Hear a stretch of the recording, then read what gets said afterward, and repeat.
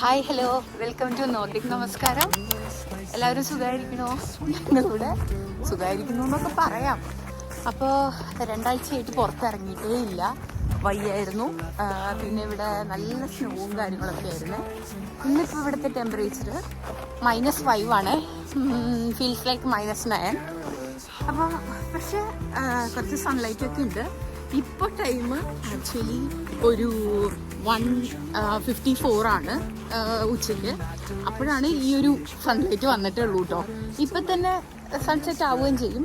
അപ്പം ഞങ്ങൾ വിചാരിച്ചു, ഇന്നലെ ഞങ്ങൾക്ക് മൂവി നൈറ്റ് ആയിരുന്നേ, അത് കാരണം കിടന്നപ്പോൾ ലേറ്റായി പോയി, എണീറ്റപ്പോഴും ലേറ്റായി. അപ്പം ഇങ്ങനെ ഇരുന്നപ്പോൾ വിചാരിച്ചു ഭയങ്കര ഒരു ഡിപ്രസിങ് മൂഡാണ്, അപ്പം പുറത്തിറങ്ങാം എന്ന് വിചാരിച്ചു. അപ്പോൾ ഞങ്ങൾ ചുമ്മാ ഇവിടുത്തെ ഒരു ഷോപ്പിംഗ് സെൻറ്റർ ഉണ്ട്, റിക്സ്ലുണ്ട് ഷോപ്പിംഗ് സെൻറ്റർ എന്നാ പറയുക. അപ്പോൾ നമ്മൾ അവിടേക്കൊന്ന് പോവുകയാണ്. നിങ്ങളെയും കൂടെ കൂട്ടാമെന്ന് വിചാരിച്ചു. കൂടെ കൂടിക്കോളൂ, കാണിച്ചു തരാൻ പറ്റുന്നതൊക്കെ കേട്ടോ. ഇതാണ് നമ്മളിവിടെ കയറാൻ പോകുന്ന ബസ്സിൻ്റെ സ്റ്റോപ്പ്. ഇതാണ് സോദർ ഗാർഡൻ എന്നാണ് സ്റ്റോപ്പിന്റെ പേര്. ഞങ്ങൾക്ക് ആക്ച്വലി 2 ബസ് സ്റ്റോപ്പ് ഉണ്ട്. അപ്പാർട്ട്മെന്റിന്റെ അടുത്ത് 2 ബസ് സ്റ്റോപ്പ് ഉണ്ട്. ഒന്ന് ഈ സോദർ ഗാർഡൻ, പിന്നെ ഒരെണ്ണം മലർ പാർക്സ് വാഗൻ എന്ന് പറഞ്ഞിട്ടൊരു ബസ് സ്റ്റോപ്പ് ഉണ്ട്. ഡിപ്പെൻഡ്സ് ഓൺ നമുക്ക് എങ്ങോട്ടൊക്കെ പോകേണ്ടത്, അതിനെ ഡിപ്പെൻഡ് ചെയ്തിട്ടാണ് നമ്മൾ ഏത് ബസ് സ്റ്റോപ്പിലാണ് സ്റ്റാർട്ട് ചെയ്യുന്നുള്ളത്. ഇപ്പം ഞങ്ങൾ റിക്സ്ലുണ്ട് എന്ന് പറഞ്ഞ സ്ഥലത്തോട്ടേക്കാണ് പോകുന്നത്. സോ നമുക്ക് പോവേണ്ട ബസ് ഈ ബസ് സ്റ്റോപ്പിൽ നിന്നാണ്. ബസ് വരാൻ ഇനിയും കുറച്ച് സമയമുണ്ട്. So waiting for them.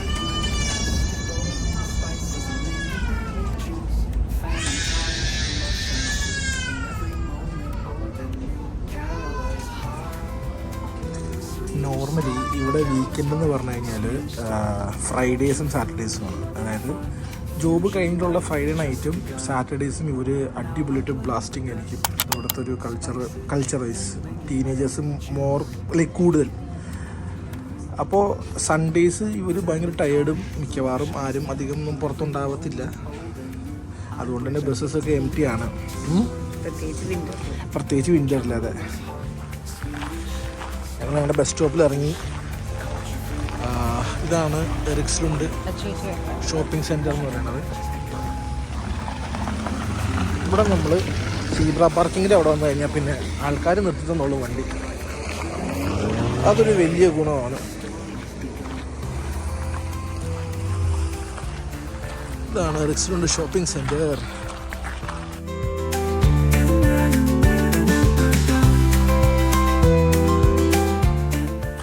എല്ലായിടത്തും മഞ്ഞ് കൂട്ടിയിട്ടുണ്ട്, കുമിഞ്ഞ് കൂട്ടിയിട്ടുണ്ട്, വേറെ ഒന്നും കൊണ്ടല്ല. എന്നിട്ട് ഐസും ഉണ്ടാവും ചില സ്ഥലങ്ങളിൽ. ലൈക്ക് മോസ്റ്റ്ലി സ്നോ കഴിയുമ്പോൾ ഒരു റെയിൻ ഉണ്ടാവും. അപ്പം ആ ഐസ് ഒഴിവാക്കാനായിട്ട് ഇവിടെ ചെയ്യുന്ന കാര്യം എന്ന് വെച്ച് കഴിഞ്ഞാൽ ഒരു ലോഡ് മെറ്റലിറക്കും. എല്ലായിടത്തും കൊണ്ടുവന്ന് ഈ ചെറിയ ചെറിയ കല്ലുകളിടും, സോ ദാറ്റ് നമുക്ക് കുറച്ച് ഗ്രിപ്പ് കിട്ടാൻ വേണ്ടിയിട്ട്. ഓക്കെ, ഈ റിക്സ്ലുണ്ട് ഷോപ്പിംഗ് സെൻറ്ററിൻ്റെ അകത്ത് തന്നെ നമുക്ക് ഐക്കിയയും ഉണ്ട്. ഇതാണ് അതിൻ്റെ എൻട്രി. നമുക്ക് അപ്പം അകത്തോട്ട് കയറിയിട്ട് നോക്കാം.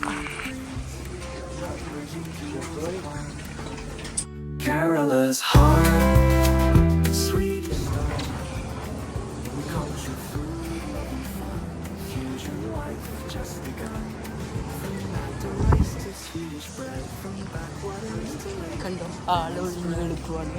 ആ ക്രിസ്മസ് ടൈമിലൊക്കെ ഇങ്ങോട്ടൊന്ന് വരണമായിരുന്നു. അല്ല, ഞങ്ങൾ തന്നിരുന്നു, നിങ്ങളെ കാണിക്കണമായിരുന്നു. ഇതാണ് നമ്മുടെ നാട്ടിലുണ്ട്, സ്വീഡിഷ് കമ്പനി ആയിട്ടുള്ള ഐക്കിയ. സ്വീഡനിൽ എനിക്ക് തോന്നുന്നു മിക്ക മേജർ സിറ്റികളിലും ഒരു ഐക്കിയ ഉണ്ടാവും.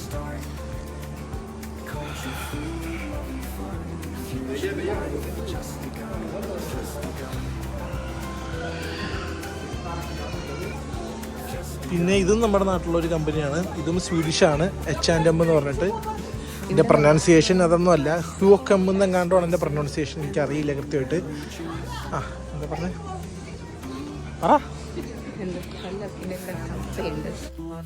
സ്വീഡിഷുകാർക്ക് അവരുടെ കോഫി ഭയങ്കര ഇഷ്ടമാണ്.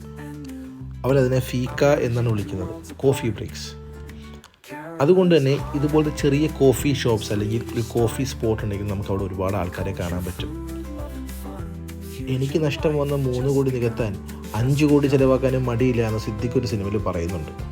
അതുപോലെ സ്വീഡിഷുകാർ ഫീക്കയുടെ കാര്യത്തിൽ 5 മിനിറ്റിൻ്റെ ഒരു ഫീക്ക് വേണ്ടി 10 മിനിറ്റ് സ്പെൻഡ് ചെയ്യാനോ 1 മണിക്കൂർ സ്പെൻഡ് ചെയ്യാനോ ഒന്നും ഇവർക്കൊരു മടിയില്ല. അത്രയ്ക്ക് കാര്യമാണ് സ്വീഡനിൽ ഫീക്ക എന്ന് പറയുന്നത്. ഇവിടെ ചെറുതും വലുതുമായ ഒരുപാട് ഷോപ്പുകളുണ്ട്. മെയിനായിട്ടുള്ളത് ഈ തുണികളുടെ ഷോപ്സാണ്.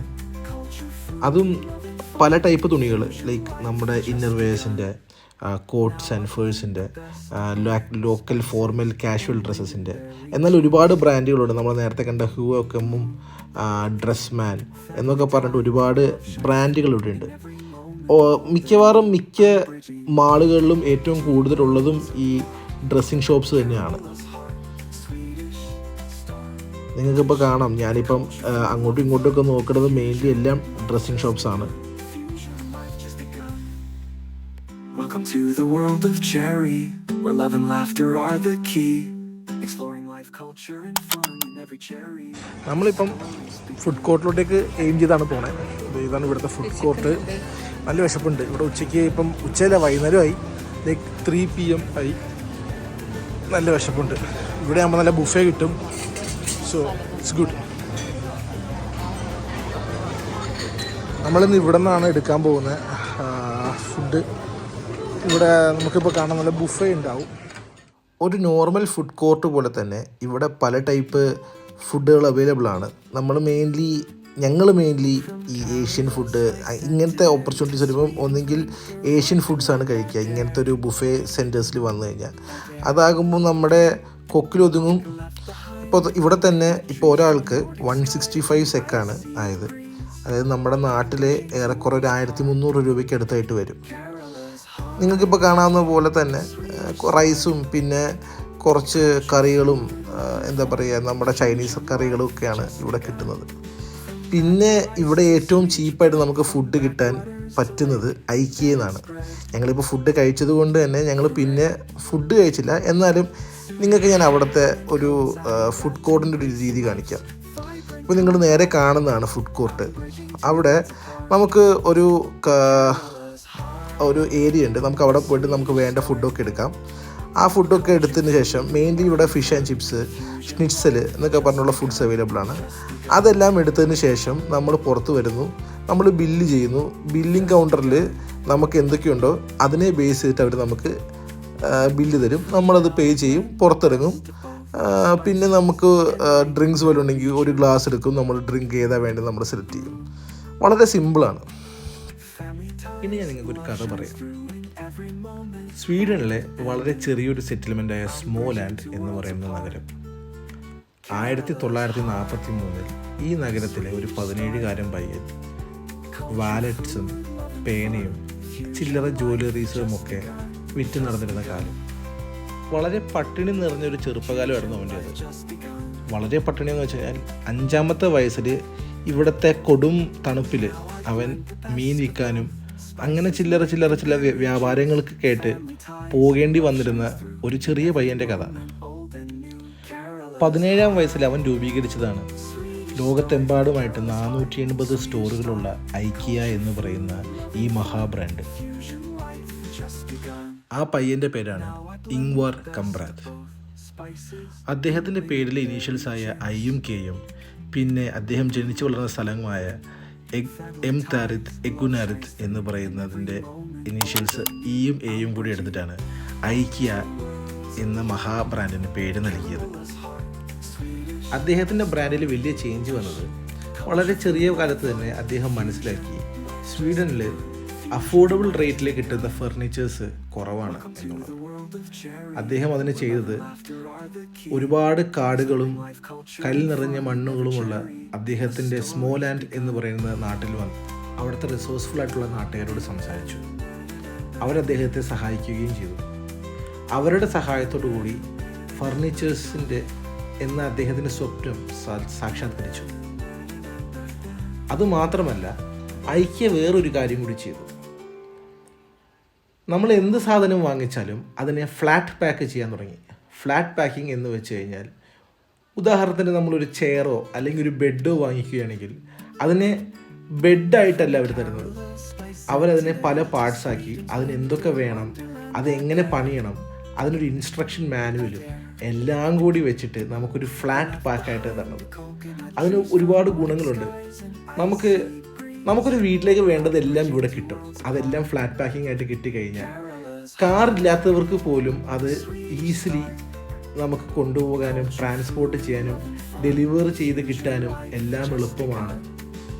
അതുകൊണ്ട് തന്നെ ഈ ഫ്ലാറ്റ് പാക്കിംഗ് ഐക്യയുടെ വലിയൊരു മുതൽക്കൂട്ടായിരുന്നു. ഇവിടെ ഇപ്പോൾ നിങ്ങൾക്ക് കാണാവുന്നതുപോലെ ഫർണിച്ചേഴ്സ് മാത്രമല്ല, ലൈറ്റിങ്, അതുപോലത്തെ ഇൻഡോർ ഡെക്കറേഷൻസ്, നമ്മുടെ ഈ ചെടികൾ, ബോത്ത് റിയൽ ആൻഡ് പ്ലാസ്റ്റിക് ചെടികൾ ഇവിടെ കിട്ടും. അങ്ങനെ പല സാധനങ്ങളും നമുക്കിവിടെ കിട്ടും. നമുക്കൊരു വീട്ടിലേക്ക് എന്തൊക്കെ വേണോ അതൊക്കെ ഇവിടെ കിട്ടും.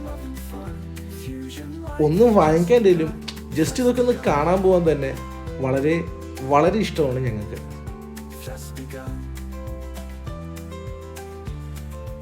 പിന്നെയും കുറച്ച് കറങ്ങി നടന്ന് കുറച്ച് സാധനങ്ങളൊക്കെ വാങ്ങിച്ചു ഞങ്ങൾ. ഇതെല്ലാം വാങ്ങി ബില്ലും ചെയ്ത് നമ്മൾ പതുക്കെ പുറത്തേക്ക് ഇറങ്ങി. സമയം ഒരുപാട് ഇരുട്ടിയായിരുന്നു. ഒരുപാട് ഇരുട്ടിയെന്ന് പറഞ്ഞു കഴിഞ്ഞാൽ ചിന്തിക്കണം, വൈകുന്നേരം 5 മണി 5:30 ഒക്കെ ആയിട്ടുള്ളൂ. എന്നാലും മാനം ശരിക്കും അങ്ങോട്ട് ഇരുട്ടിയായിരുന്നു. ഞങ്ങൾ പുറത്തിറങ്ങി അവിടെ നിന്നൊരു ബസ്സും പിടിച്ച് തിരിച്ച് വീട്ടിലേക്ക് പോയി.